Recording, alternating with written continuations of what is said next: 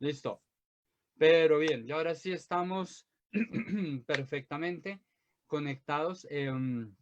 A todos y todas que están como muy a la expectativa de este espacio, de este compartir con el profesor, escritor, tallerista, maestro, de todo, Isaías Peña. Les pido disculpas porque hubo ahí unos impases en la conexión al inicio, pero pues va, ¿qué sería de la vida sin estos problemas?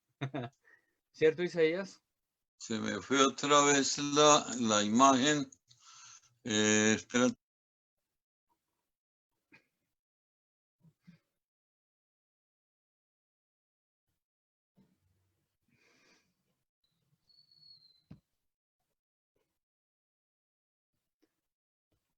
Bien, buenas tardes, continúo. Hemos experimentado algunos impases técnicos a un lado y al otro. En este momento, pues yo lo que quiero llamar la atención a todos y todas es de qué manera este espacio lo que busca, como el último conversatorio de estas 7 semanas, lo que busca es dar un montón de herramientas y dar un canal de comunicación con un hombre que ha sido crucial para el desarrollo de las letras en Colombia. En Bogotá, el taller de escritores de la Universidad Central, que durante décadas el profesor Isaías Peña, profesor, escritor, ensayista, o sea, todo lo que ustedes quieran, eso lo hace Isaías y más. ¿Me estás escuchando, Isaías? Sí, perfecto, Sergio. Listo. Todo esto, de una u otra forma, Colombia y buena parte de Bogotá le debemos un montón a Isaías. Yo me incluyo ahí porque es para mí una alegría poder compartir este espacio y cada vez que puedo, que tengo la oportunidad de hablar con Isaías, con el maestro Isaías, en cualquier espacio, la intento aprovechar porque pues es un hombre al que yo le debo mucho. Básicamente, mis inicios en escritura, que de momento siguen siendo inicios, todavía la, la luz verde de la publicación grande está un poco postergándose, se dieron gracias al profesor Isaías Peña. Un gran hombre, un gran escritor, una mente muy brillante para pensar la escritura y es por todas estas virtudes y calidades que hoy para mí es una alegría presentarles a todos y todas, a pesar de los impases técnicos, al profesor, ensayista, escritor, huilense Isaías Peña. Bienvenido, Isaías, es una alegría infinita para mí estar contigo. Gracias, Sergio. Para mí también, por supuesto. Eso que tú decías es cierto. Mi vida se alegra con mis alumnos, con mis exalumnos, con todos los escritores. Yo nunca hablo de alumnos y exalumnos, hablo es como de los escritores, porque la literatura es la que hace que uno se vincule, se una. De alguna manera es como un salvavidas. Y entonces, pues me permite hacer cosas como esta de estar contigo nuevamente, pues desafortunadamente sin el cafecito aquí al frente, Sí, pero es muy, te quedo debiendo el café, Isaías. Luego cuadramos. Cuando se normalice un poco esta vaina, te invito a un café. claro que sí, claro. Aunque hablando en serio, creo que yo a ti te estoy debiendo un almuerzo. Me suena que te debo un almuerzo, la verdad, siendo muy honestos. Pero bueno, más allá de las deudas que tengo contigo, que son largas y van más allá de solo un almuerzo, y ahora un almuerzo y un café. Perfecto. Bien, me gustaría comenzar con una reflexión que leí de tu parte hace unos días y que me parece que se une directamente a algo que tú estabas señalando ahorita. Claro, en este momento, pues estamos en una situación de aislamiento con unas características y unas condiciones muy particulares que si bien están montadas sobre la idea del cuidarnos y cuidar a otros, se genera un espacio de soledades muy profundas. Voy a leer una cita tuya hablando del libro que creo que puede darnos una entrada para que hablemos un poquito de qué rol, qué espacio y qué posibilidad pueden tener los libros y las letras en estas circunstancias. Leo, dices, el libro es irreductible en el amor, solidario en las peores soledades, y el libro no muere, tal vez envejezca, y entonces se convierte en el mejor testimonio de aquellas horas que pasaron por la frágil y efímera memoria de los hombres. Solo el libro nos permite volver al pasado, gozar el presente y anunciar el futuro. A partir de esas palabras, de eso que tú nos has puesto ahí, ¿cómo pensar la literatura ahorita, las palabras para las personas que están en este aislamiento? Sí, sabes que no recordaba ese texto. Sí, es algo sobre los libros, las bibliotecas, recuerdo que lo escribí. Pero claro, ahora con el enclaustramiento, con la cuarentena, con esto que durante tantos siglos se ha denominado con esa palabra un tanto temerosa y medio mítica que es la peste, se convierte la escritura y la lectura. Es que son dos cosas que no se pueden separar, no existe la una sin la otra, por supuesto. Y cuando uno, dijéramos que hay varios estadios en que uno está solo, pero y, y hoy lo pensaba, estaba en una ceremonia con una persona mayor que estaba cumpliendo 100 años. Lo que estamos hablando, pero esto no fue para quedar bien contigo, ¿no? Es que el 23 de junio, ella, que fue, cuando yo llegué a Bogotá, fue la persona la familia, ¿no? Donde me recibieron, donde yo permanecí muchos años. Y hoy estábamos celebrando eso y pensaba en eso, es decir, todos hemos vivido ciertas soledades. Pero la soledad de la cuarentena sí no la habíamos vivido. Ninguna de las anteriores, ni la gripa esta de comienzos de la década, ninguna de las anteriores pandemias había sido tan generalizada, tan global, y dentro de los términos positivistas, podríamos decir, nunca había habido un virus, una peste tan eficaz como esta, ¿no? Es decir, tan violenta, que nos puso a discutir incluso algunos si existía o no existía. Pero bueno, lo que queremos, y la pregunta tuya se refiere a la escritura y la lectura, se unen para brindarnos la oportunidad como de sumergirnos, ¿cierto? Estando en la soledad de la cuarentena, una lectura o escribir nos permite a sí mismo, a su vez, escaparnos de ella, irnos a otros mundos, o si es desde la perspectiva de la escritura, o la construcción de mundos que están en la libertad y que no estarían en ese mundo donde estamos nosotros recluidos. Por eso pienso que es otra experiencia más, es otra demostración, otra manera de demostrar la utilidad, la eficacia, la necesidad de acudir a la lectura y a la escritura en estos estados en que necesitamos compartir. Si estamos, en el caso mío, por ejemplo, yo vivo con mi esposa, pero estamos solamente los dos. Y es la lectura y la escritura la que nos permite, no solamente por el acto de la escritura y la lectura en sí misma, sino porque podemos hablar, ¿cierto? A veces se nos olvida eso, que uno habla de lo que lee o uno habla de lo que escribe, Pero si dos personas nunca leen ni escriben, es muy probable que se sientan a una mesa y se quedarán solos, quietos, pensando, pero no podrán articular ni interlocutar, ¿cierto? No podrán intercambiar eh, eh, experiencias, ¿no? Porque uno dice, lo que lee es una experiencia, pues sí, es la experiencia de haberlo leído.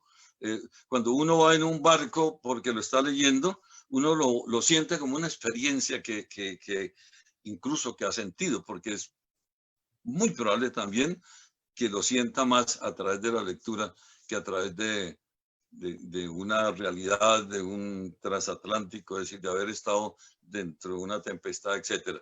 Si yo leo un cuento, una novela, un texto que hable de una tormenta en el mar, yo la voy a sentir más a través de esa lectura. No, es que es infinito, ¿no? El tema que tú propones es infinito. Ahí, bueno, hago una pausita para unos saludos.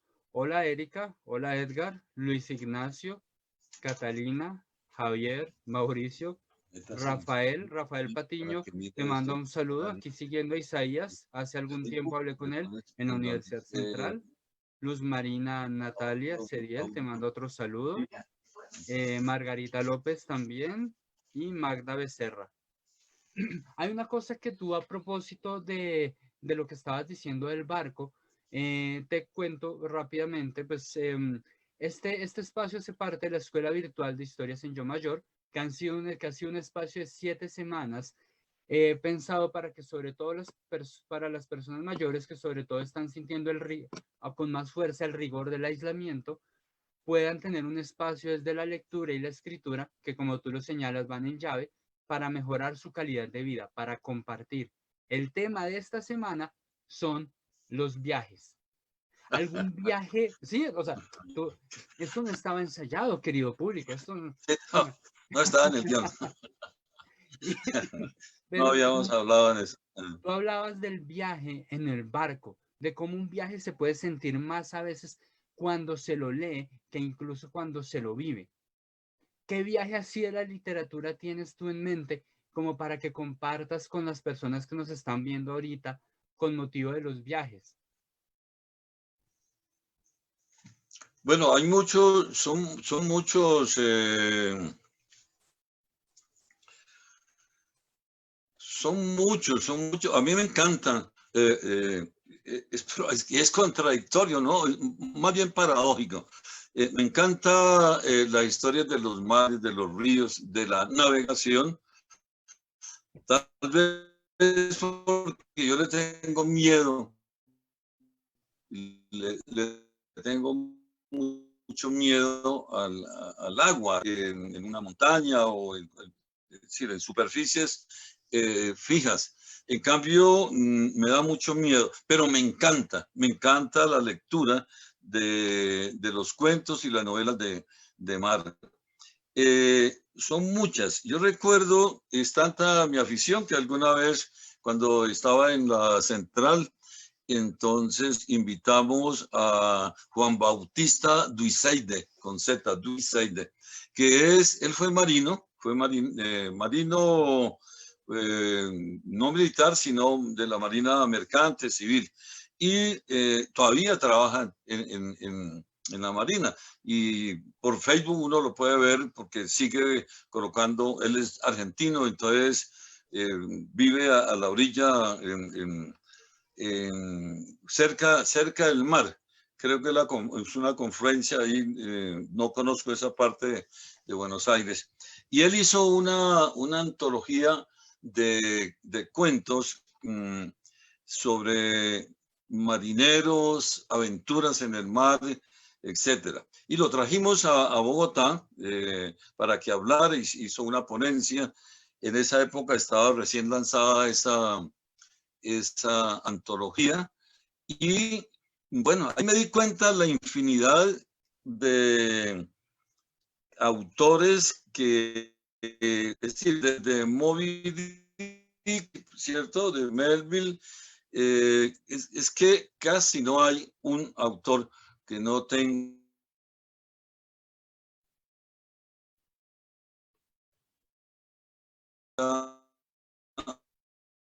en su escritura, y escriben sobre eso y no sé si tendría que ser, me gustaría repasar ahora, no sé si tenga la antología acá, espérate un segundito. Bien, aprovechando ese momento que Isaías se fue a buscar la antología, les cuento, pues yo tomé la especialización de escritura creativa, de escritura narrativa con Isaías y sí, conocí a esta persona y sí, esa antología es muy chévere. Aprovecho para leer los comentarios. Elisa, totalmente de acuerdo. Un buen lector suele tener temas para compartir. Cuando uno ha leído harto, tiene harto para comentar. Uno no se queda a veces corto en las historias. Dora Luz, estoy totalmente de acuerdo. El apoyo que Isaías le ha dado a jóvenes escritores es invaluable y siento que hoy día se reconoce, como en muchos autores que han pasado por el taller de escritores de la Universidad Central y que hoy en día están publicando cosas y que son una grata alegría en lo que son las letras jóvenes colombianas. Pero también estoy convencido de que la posteridad va a reconocer aún más lo que ha sido la labor de Isaías. Noemí, bueno, Noemí señala a Francisco Coloane y sus novelas del mar. Ah, sí, esa es. Esta es la antología de Juan Bautista. Todavía somos amigos, ¿sabes? Nos escribimos y en ese momento escribió el prólogo Pérez Reverte, pues que era un éxito, ¿no? Entonces, Pérez Reverte también ha escrito textos sobre el mar. Mira,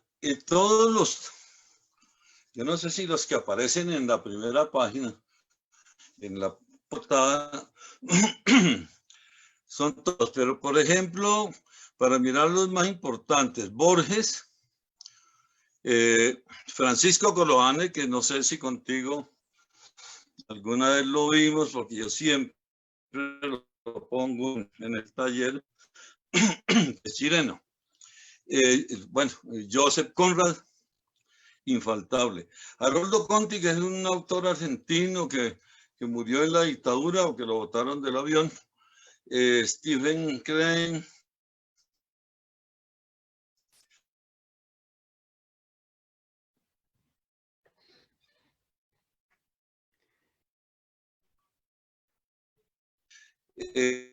Sí, de acuerdo con Sigifredo, estamos teniendo algunos inconvenientes de conexión. Estamos ahí como llevando la situación de la actividad.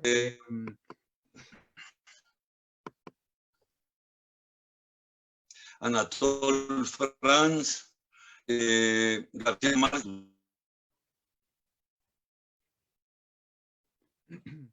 Bien, Tere Leoncita nos dice, sí, la timidez se rompe cuando se puede comentar sobre un buen libro. Un poco lo que nos congrega. De otra forma, las historias de las personas mayores también son esos textos que nos ponen a todos y a todas en sintonía. Listo. Sí, yo no recordaba bien esa antología. Sí recordaba al autor cuando estuvo ahí en la central, que yo estaba, creo que como a mitad de la especialización. Sí, Estuvo por chévere. ahí. Tuvo varios que fueron, como brasileros hubo como 2, creo. Buena memoria. Ahora, hay que tener presente que Juan Bautista coloca aquí son cuentistas, pero pues hay grandes novelistas, ¿no? Por ejemplo, Moby Dick es un pues, por antonomasia, dijéramos. Y hace poco me volví a ver una película que está basada sobre una historia de mar que es espectacular, que es El viejo y el mar. El viejo y el mar de Hemingway.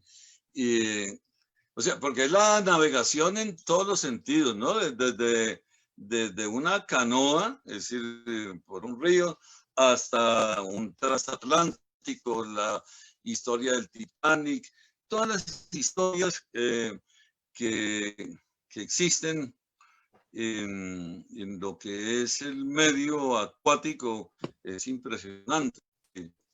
Sí, digamos ahí, claro, podemos ver la Odisea, hay un montón de referentes. De viajes, sí. Sí, sí, sí. Y se conjugan dos ejes que son muy útiles y que son así paradigmáticos en la literatura, porque existe también la novela de viajes que, dijéramos que la novela de viajes uno la podría establecer según el medio, porque una cosa es el viaje en el mar, el viaje en el río, el viaje por agua, y otra cosa sería los viajes por tierra.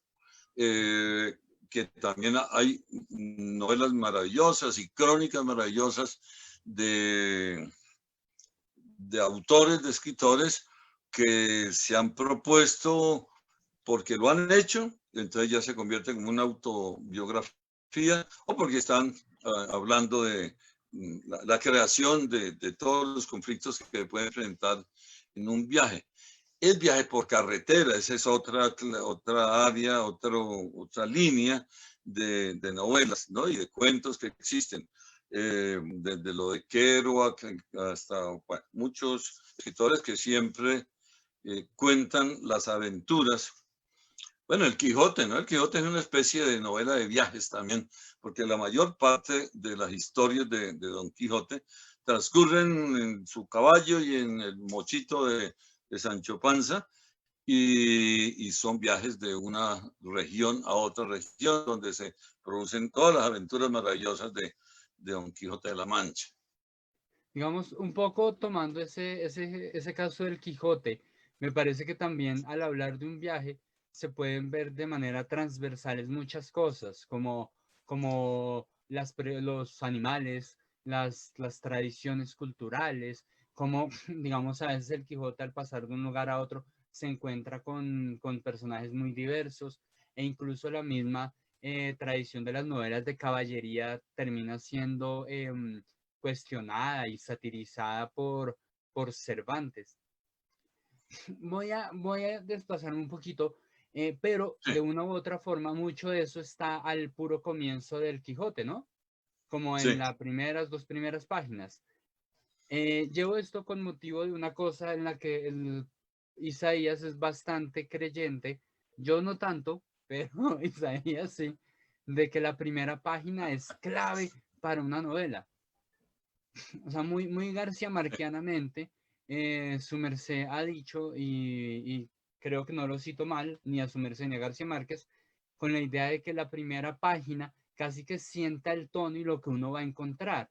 Lo recordaba a propósito ahorita del Quijote, eh, pero pues también lo recuerdo como por unos ejercicios que su merced está haciendo, que ahorita le quiero preguntar puntualmente por eso, pero lo llevó a cómo iniciar una historia de un viaje, cómo iniciarla, qué sugerencias podría su merced tenerle para estas personas que están ahorita en la escuela virtual y que tienen ganas de contar sus viajes. ¿Por dónde empezar a contar el viaje? Para que quede un buen inicio, como esos que a su merced y García Márquez les parecen tan importantes. sí. Pues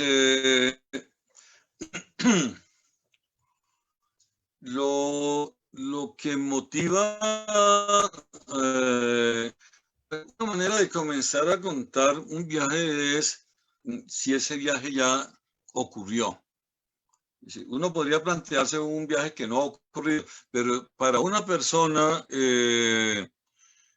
como nosotros, a quienes no nos han dejado salir desde hace 3 meses, 4 meses a la calle, para nosotros es importante recordar todos los viajes que nos tocó hacer en la vida, todos los viajes que nos ha tocado llevar a cabo.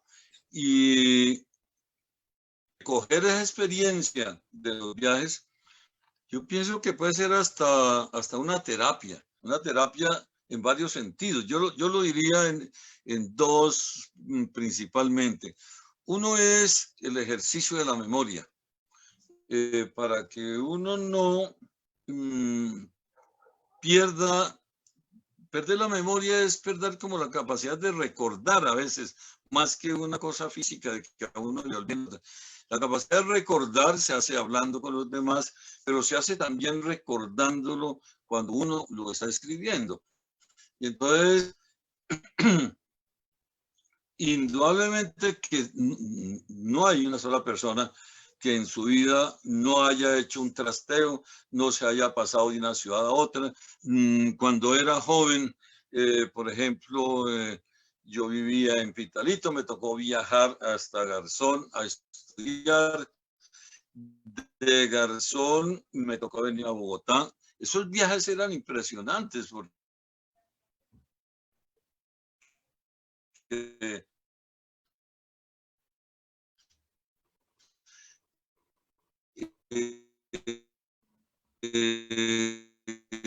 y pues en cada época pues la impresión va cambiando de naturaleza, que el transporte todavía era, hombre, le faltaba mucho. Nosotros siempre hemos estado en relación con América Latina retrasados en el transporte,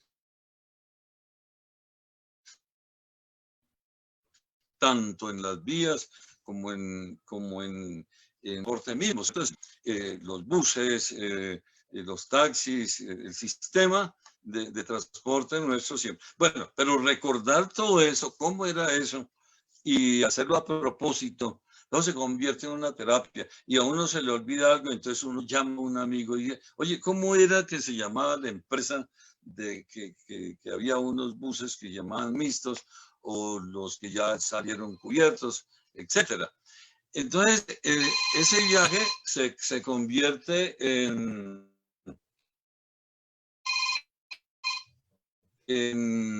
una disculpa, una manera de tratar de proveerse uno de insumos para recuperar la memoria.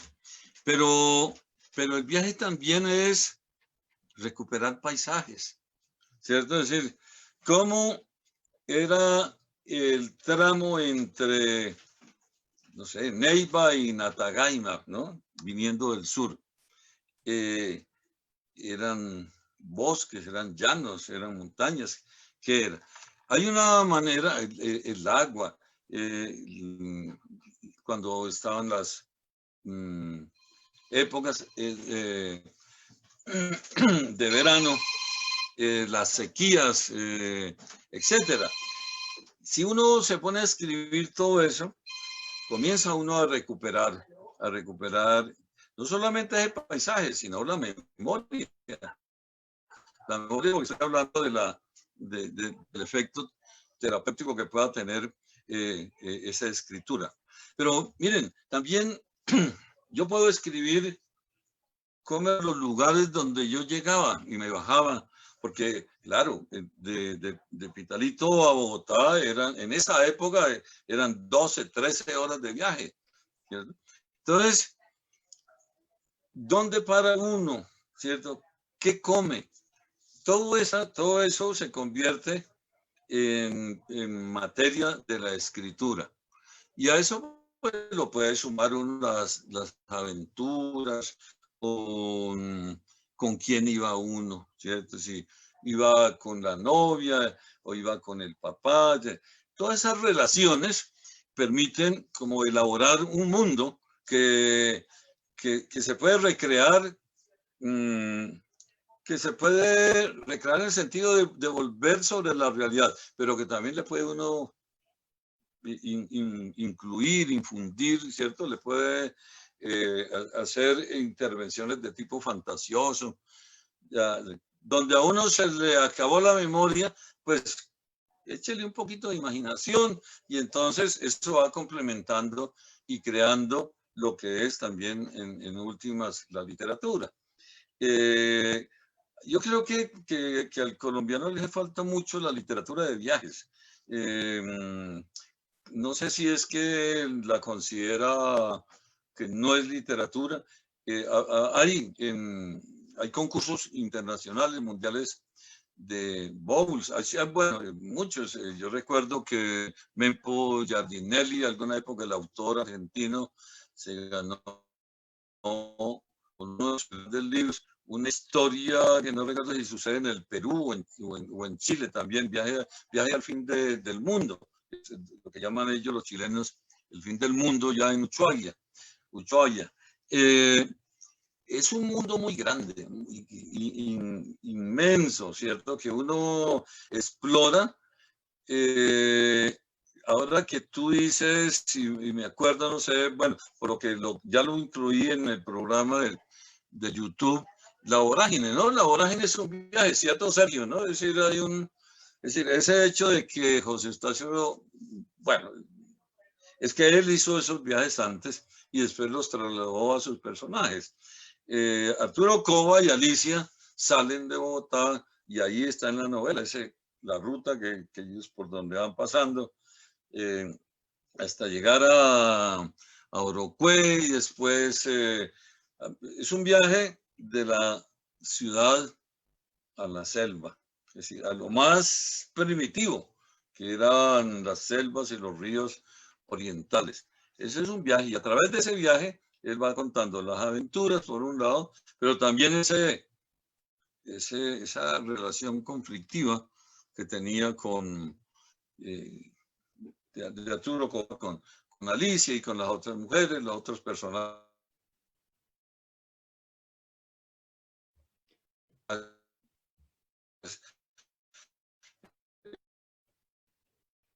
Bien, a todos y todas, muchas gracias como por la paciencia que han tenido como por los inconvenientes técnicos. Aquí seguimos, aquí seguimos. Es interminable. Entonces te decía,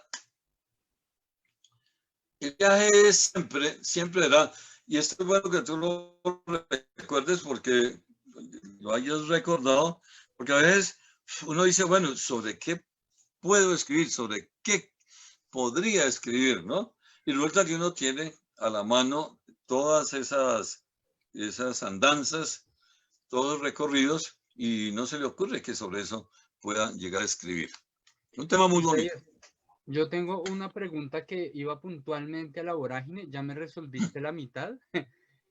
La otra mitad la dejo en remojo porque Magda Becerra, que nos está viendo en este momento, muchas gracias por acompañarnos, por estar aquí con nosotros, Magda. Tú y la gran mayoría sé que han estado acompañándonos en casi todas las actividades. Magda hace una pregunta. En las descripciones de viajes, ¿ahí puede estar inmersa la literatura? Sí, claro, claro. Sí, es lo que... ese era lo que iba a tocar en este momento también. Sí, ¿cómo abordar desde la escritura el viaje? Desde cualquiera. Es que tú puedes hacer o una novela, como lo hizo Rivera en este caso, ¿no? Ese viaje de la ciudad a, a lo primitivo, es decir, al monte, a los llanos, a la selva, a los bosques, a los ríos, etc.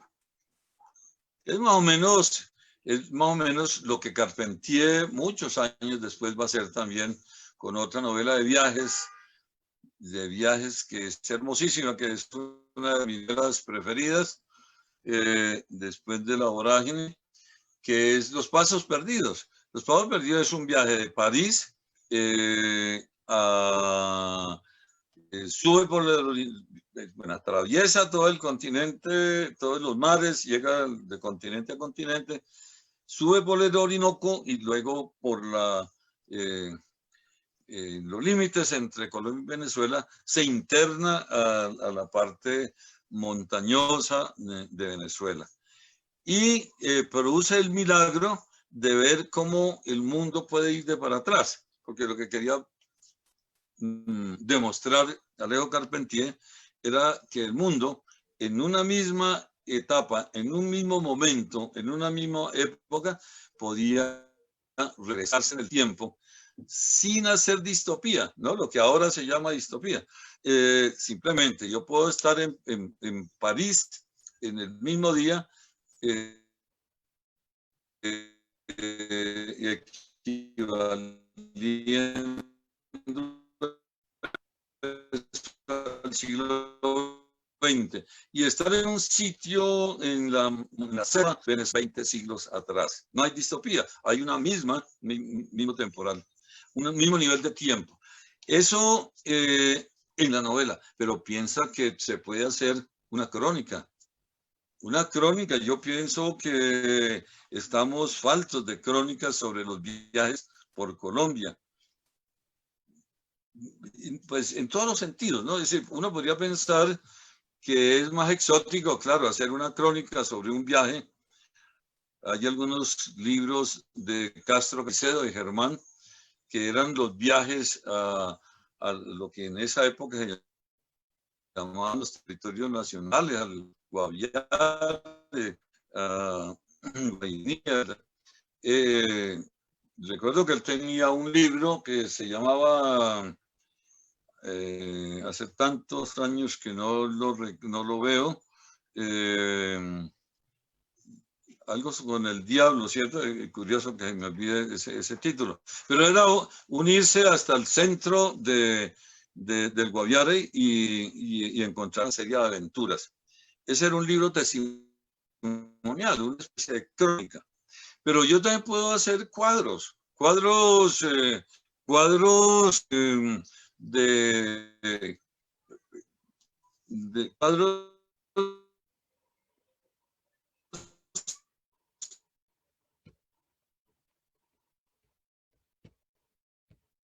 Isaías, son literarios también, es decir, la novela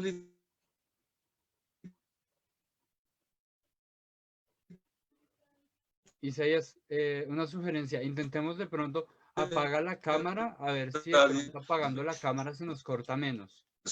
Escribir. Bueno, listo. Dale. Bueno, ¿cómo está el sonido ahí? Bien, bien, dale, vamos viendo y yo te voy contando.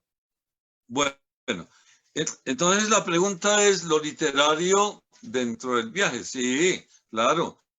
Sí, todo, lo que pasa es la escritura, ¿sí? La escritura es lo que determina, no el viaje, es la escritura lo que me determina si el viaje yo lo he tomado para mí como un tema literario. Si tiene las condiciones de un lenguaje literario, una arquitectura literaria, si es la novela, si es el cuento, si es la crónica, ahí tenemos el viaje en función de la literatura, que era la pregunta. Bien, yo, aquí te recuerdan, el título es Mi alma se la dejo al diablo. Sí, mi alma se la dejó al diablo, etc.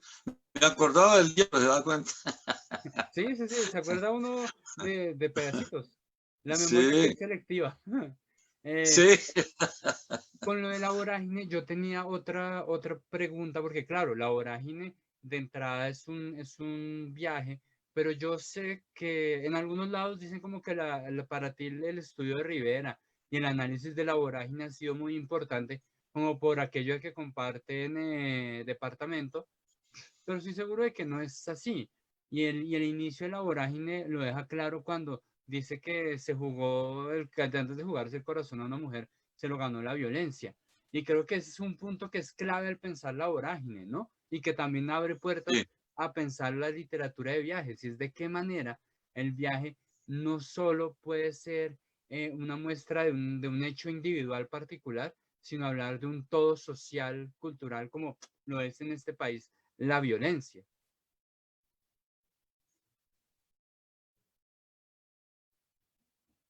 Sí, claro, claro, claro. Ese, tú comentabas, porque es una pregunta que me han hecho, o contrapregunta que algunos me han hecho, y es en relación con la página que yo escribí en el blog, justificando una parte, porque no, esa no es toda la fundamentación de mi programa de Cogiendo el Tono, primera página, pero sí es desde el punto de vista de la escritura, cuando uno comienza el cuento, cuando uno comienza la novela, ya debe, y esto es como uno de los 10 mandamientos que Quiroga proponía en su decálogo, es que ya cuando apunto con la flecha, yo ya tengo que tener vista la meta, pero tengo que tener presente que si no tengo bien puesta la fecha, no tengo el arco bien templado, nunca podré llegar hasta el punto donde yo quiero llegar. Entonces, la primera página es siempre más que, o no sé si tenga que ver con eso, iba a decir que más que la página en blanco, yo le tengo miedo es a la escritura de esa primera página, porque en esa primera página tiene que estar ya planteado el conflicto, los personajes. Mira que en la primera página del Quijote, que por primera vez yo también, a mí me está sirviendo mucho ese ejercicio, por primera vez le pongo tanta atención a cómo comienza y cómo Cervantes fue dibujando, cómo puso las principales características de los personajes, de la escenografía donde iba a suceder la novela. Y en el caso, bueno, en el caso de las tres novelas que he puesto ahí en este programa de YouTube, en el canal de YouTube, que son El último encuentro, Don Quijote de la Mancha y La Vorágine, ahí quedan planteados ya el tema, los conflictos, los personajes de la novela. Y para la persona que va, que está escribiendo, no leyendo, el que está leyendo, bueno, ya tiene dijéramos, lo que yo llamo el primer trago del vino, ¿cierto? Ya pudo catarlo. Pero el que la va a escribir es un poco más complicado, ¿cierto? Porque él tiene que dar con ese tono, tiene que dar con ese conflicto, con ese personaje, ya prever la historia que va a contar. Y yo siempre aconsejo en los talleres o en la escritura normal, dentro o fuera del taller, que después de que uno ha escrito la primera página, el primer párrafo también, que yo la comparo también con la primera jugada en ajedrez. Para los ajedrecistas saben que es así. Si tú sales mal, pierdes la partida en 10, 15 movimientos. Entonces, tienes que saber hacer la apertura, salir bien. Y la recomendación que yo hago es, bueno, escríbanla, pero después de que hayan adelantado, es una recomendación para los que escriben, después de que hayan adelantado 5 o 10 páginas, regresen y miren ese primer párrafo o esa primera página. Seguramente van a encontrar deficiencias y seguramente se van a dar con algo que es inexplicable, y es que cuando uno lee y se da cuenta que ese no es el párrafo con el que debió comenzar, lo tacha y encuentra que es el segundo párrafo con el que debe comenzar. Es un poco inexplicable. Es como si ya hubiera calentado la mano, como si las neuronas se hubieran despertado de ese primer estrellón que es el primer párrafo o las primeras líneas, incluso la primera página, ¿no? Ahora, eso no siempre sucederá. Yo creo que García Márquez no se devolvió, yo creo que Rivera tampoco. Es decir, después de que Gabo escribió muchos años después, frente al pelotón de fusilamiento, el coronel Aureliano vendría, habría de recordar la tarde, que no, etcétera, ¿cierto? Todo ese párrafo tan bonito que es muy, muy parecido al de Rivera, ¿no? Antes que me apasionara por mujer alguna, jugué mi corazón al azar y me lo ganó la violencia. O el de Don Quijote, el de Cervantes, ¿no? En un lugar de la Mancha de cuyo nombre no quiero acordarme. Ellos, yo pienso que nunca, en el caso de García Márquez sabemos que fue así, que esa fue la frase que le dio el tono. Ahí es donde él dice que va en el taxi hacia el aeropuerto y se devuelve y comienza a escribir en su casa. Entonces yo digo, eso es la pregunta en relación con el comienzo, el inicio de siempre. Ahora, cuando uno tiene clara la idea de lo que la idea de lo que uno va a escribir, siempre vas a poner lo que es, siempre vas a poner. Pero como no siempre pasa eso, ¿cierto? Yo a veces tengo ganas de escribir, así, no, porque ese sería otro consejo. No por no tener claro lo que yo quiero escribir, voy a dejar de escribir, porque ahí me pueden dar las 3 de la mañana o me pueden pasar un año. No, yo siempre recomiendo escribir, hay que escribir y soltarse y soltar. Después vendrá la manera de componer ese comienzo. Pero si tienes ese comienzo, porque pues, no sé, venías trabajando muchos años, decía Cortázar, yo pienso mucho los cuentos, él decía que no hacía bocetos, pero pues es que era peor, él se la pasaba un mes, 2 meses, 3 meses, pensando el comienzo del cuento y pensando cómo lo iba a decir. Cuando él se sentaba era porque ya en la cabeza lo tenía escrito, pero no hay que dejarse engañar de Cortázar en el sentido de que uno no debe hacer boceto, ¿no? Hay que bocetear. Bocetear no quiere decir tener la obra ya, pero sí hay que saber qué es lo que uno quiere escribir. Isaías, Tere Leoncita pregunta, porque fue uno de los momentos en los que se cortó un poco el audio. Sí. Su merced estaba hablando de hacer cuadros al escribir. Creo que estaba hablando como el desarrollo de las imágenes con relación a contar un viaje. ¿Puede su merced como de pronto revisitar como eso que estaba como tratando de transmitir?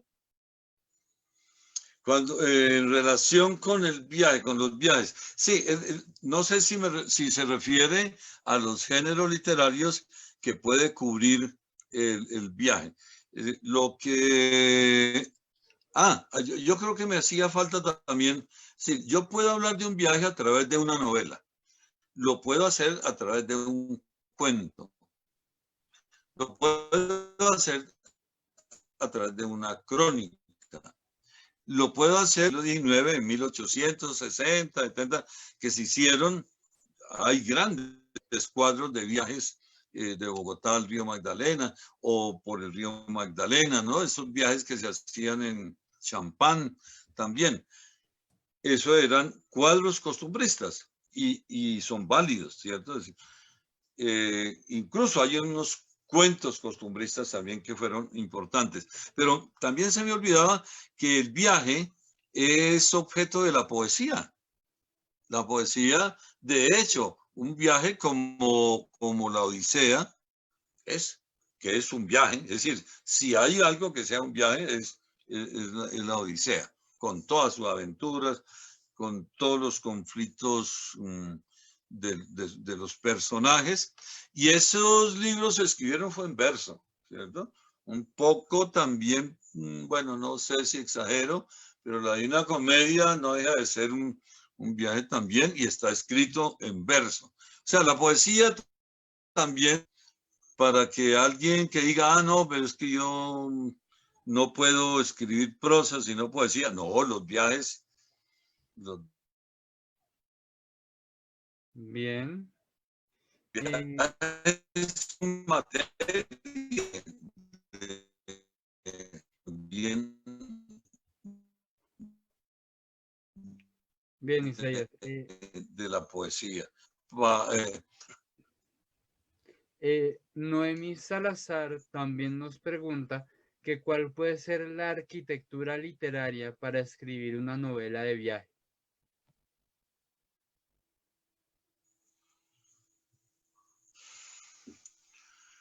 Pues yo pienso que pues es la vida misma, ¿no? Es decir, en principio es la vida de los viajes lo que produce esa arquitectura. Pero yo me podría remitir a las arquitecturas, a los planos que ya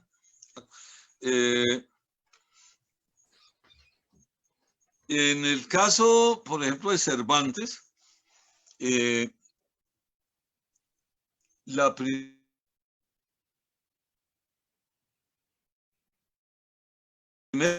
parte de Don Quijote, el que para hablar de una arquitectura, ¿no? De una posible arquitectura, y como es que esas matrices siguen siendo vigentes. En la primera parte, el caballo y el burrito, el Don Quijote y Sancho, son los que peregrinan y están tratando de hacer ese viaje entre la Mancha y el oriente, digamos, de España, ¿no? Y luego él irá a llegar hasta Barcelona. Pero son los dos viajeros, los que van encontrando aventuras, los que encuentran las fondas, los primeros encuentros cuando la quema de los libros, etc. Y ese es un formato, dijera, ¿no? O sea, yo o mis personajes autónomamente realizan el viaje.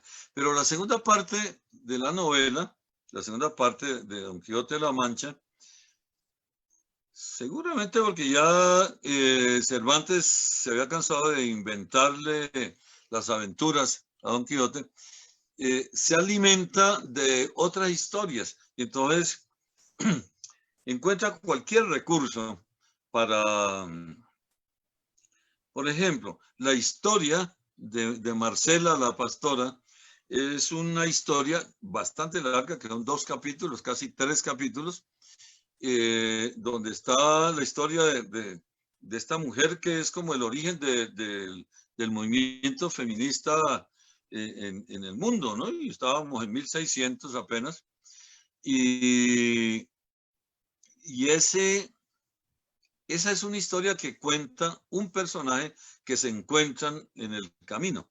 Y entonces Don Quijote y Sancho se sientan, hacen un corrillo, y me parece que es Pedro, no recuerdo el nombre, hay un personaje que conoce la historia de Marcela y de un seminarista que había abandonado el seminario y que se enamora de ella, pero que ella pues ya no lo quiere, y entonces viene un discurso de la mujer donde dice, bueno, pero ¿por qué yo tengo la obligación de quererlo a usted? Si no... Bueno, son 3 capítulos hermosos de grandes discusiones. No es solamente el viaje, sino que de por medio hay una serie de cartas, una serie de planteamientos, de recursos argumentales, ¿cierto? Argumentativos que hacen muy interesante eso.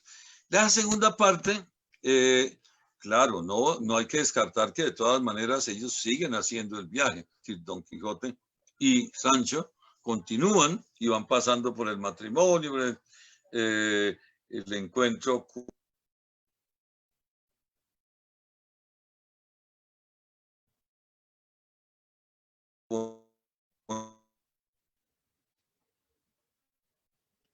las personas que están leyendo, y luego ya viene el fin. Es una arquitectura, ¿no? Es una arquitectura.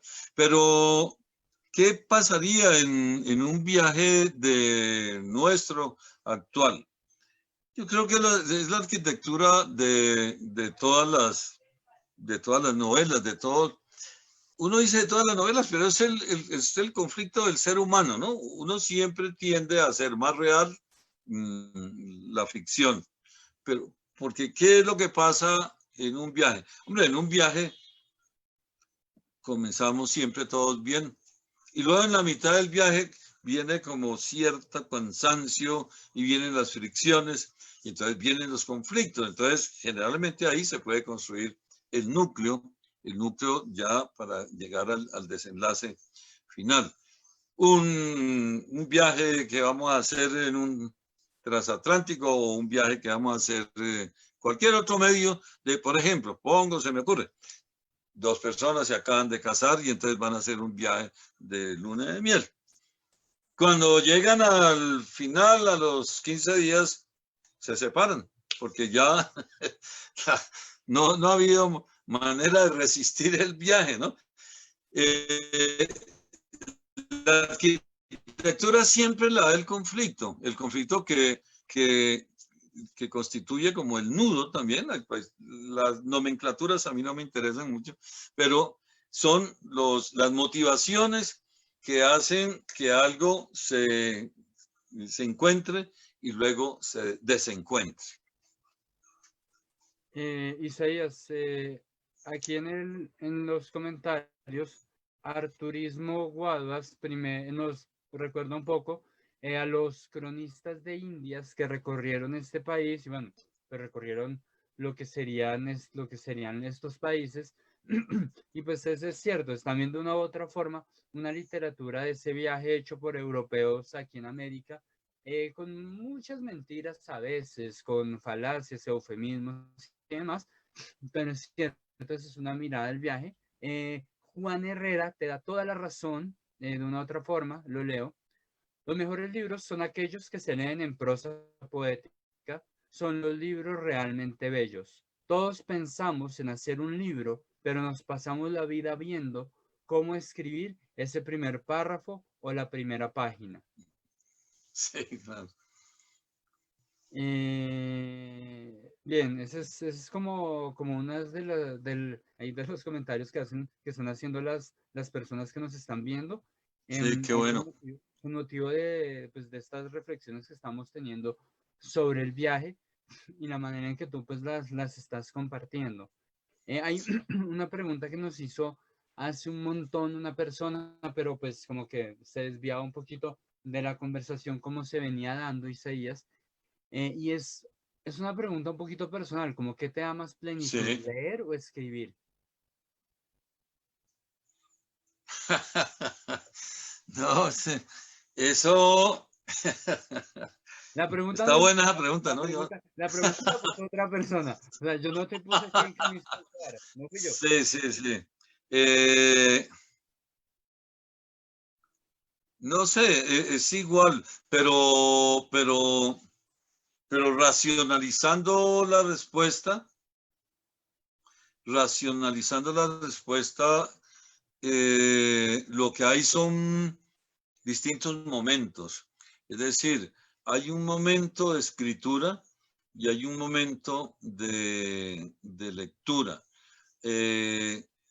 Mm, a ver, ¿cuándo te gusta comerte un helado? Yo diría, ¿no? Es decir, antes del almuerzo o después del almuerzo, ¿no? ¿Cierto? Yo creo que hay oportunidad en el día, en las 25 horas del día que tenemos quienes escribimos y leemos, hay momentos que son de la escritura y hay momentos que son de la lectura. Y no, para mí, yo diría que es que el deleite, la gratificación es igual de una y de otra, ¿no? Es decir, me sentiría muy mal para no volverme apocalíptico si no pudiera hacer alguna de las dos. Es decir, si yo, ojalá no me pase esto, no pudiera leer, dejara de leer por alguna razón, siempre manteniéndome dentro pues, de mis sentidos plenos, pero también si no pudiera escribir sería fatal, ¿no? Sería muy... A veces yo creo, a veces yo creo que, pero aquí ya estoy pensando en otros escritores, que llega un momento en que la escritura se agota tal vez y luego viene la lectura, que suele ser de dos niveles. La relectura, es decir, tú vuelves a leer a Marcel Proust, o vuelves a leer a Rivera, o bueno, el autor que sea, lo vuelves a leer. O la lectura de libros nuevos también, ¿no? Son las dos lecturas que siempre uno va a mantener. Yo sigo leyendo mucho cosas nuevas, es decir, escucho, sé de personas que llegan ya a mi edad, y entonces ya no vuelven a leer cosas nuevas, sino que comienzan a leer solamente lo que ya leyeron. No, me parece que el mundo de la lectura es tan rico y tan grande y ha crecido tanto, sigue creciendo tanto, pues que es una mezquindad decir, no, voy a leer solamente los autores que ya leí o los autores clásicos. Yo pienso que si algo rejuvenece es estar leyendo también a los nuevos autores o las nuevas escrituras, ¿no? Es decir, no importa la edad de la persona que lo haya escrito. Hay una tendencia a que el joven, la persona que llegó a la escritura, de manera natural lo hace de manera nueva, aunque no siempre, pero la tendencia natural sería que lo hiciera de manera nueva. Pero quedarse uno en la lectura del texto escrito hace 3 siglos, hay gente que le dice uno, yo no leo sino a los clásicos porque los jóvenes no han madurado, porque los jóvenes, etcétera, ¿no? Hay muchas disculpas para quedarse uno atrás, es la verdad. Pero leer al escritor nuevo, con nuevos recursos, con nuevos lenguajes, con nuevos mundos, nuevos conflictos, eso rejuvenece, eso lo pone a uno al nivel del hoy, ¿no? O del mañana. Entonces, es recomendable hacer una lectura como el péndulo, no de Foucault, sino el péndulo del cuento de Poe, que va y viene, que va y viene, que va atrás y que luego va adelante. Bien, yo diga, ya como para ir cerrando un poco, Sí. quiero llamar la atención un poquito sobre un espacio, tanto para preguntarte a ti como para las personas que nos están viendo. Y es que pues tú los estás montando en el YouTube, los videos hablando de las primeras páginas y que pues tú has hablado la de Sandor Maray, la de Rivera, la de Cervantes. Pero también me parece que esa es una pregunta que es totalmente válida. Tu blog se llama Escribir como loco. Escribir como un loco, perdón, estaba olvidando el un. Escribir como un loco. Sí. Eh, y estás poniendo ahí estos momentos de lectura y también es una escritura que da cuenta de tu lectura. ¿Qué opción, qué invitación crees que hay hoy en día desde lo virtual y lo digital para las personas que están escribiendo? Y ojo porque pues este es un espacio que estás manejando tú directamente, entonces también para las personas mayores, ¿qué invitación crees que hay? ¿Qué posibilidad crees que hay en lo virtual? Sí, hay una cosa en lo virtual que yo desde el taller he defendido y solamente ahora que tú me la pregunta hago la conexión. Pero que yo siempre, con eso comienzo, o lo hago muy al comienzo del taller. Y cuando yo digo que al escritor, más que memoria, hay que despertarle la sensibilidad, entonces yo comienzo con hacerle ver al nuevo escritor o a quien quiere escribir. El nuevo escritor puede ser joven o puede ser viejo. De hecho, en mis talleres casi ya he llegado como a un 50% del aoilado. Y entonces esa sensibilización tiene que ver con una de las partes de la escritura que se vuelve invisible y que existe tanto para el que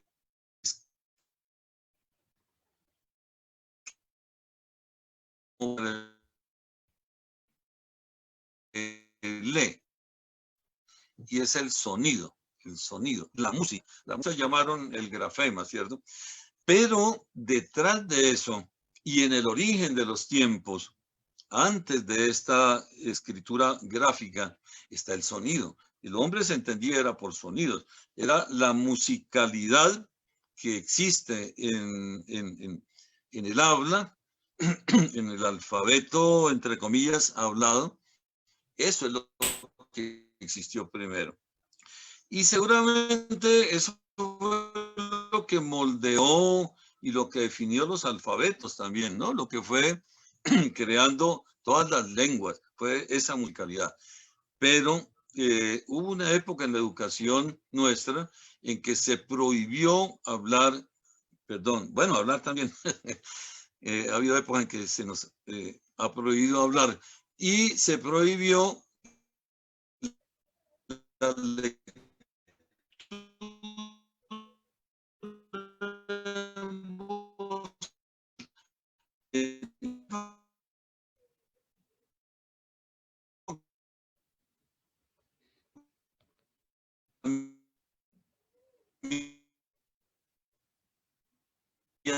no se podía leer. Que yo busqué.